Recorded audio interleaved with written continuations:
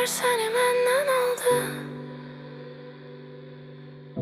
Mən hələ də həmin gecədə qaldım. Bir şəkilin düşdü bugün əlimə, gözlərin yenə toxundu qəlbimə.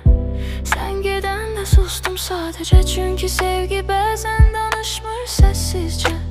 Küçələr adını pıçıldayır mənə, hər tin biraz da ağrı verir cana. Mən səni ömrüm sandım, amma sən demə qonaq imişsən həyatıma. İndi kim tutur üşüyən əllərini, kim bilir içindəki o qırıq səsləri. Mən hələ də səni dəlicəsinə sevərkən, sən çoxdan öyrəşmisən yoxlavum. Məhşər kimi keçdi səndən sonrası, yandı içimdə sevgimizin xarabası. Bir mən qaldım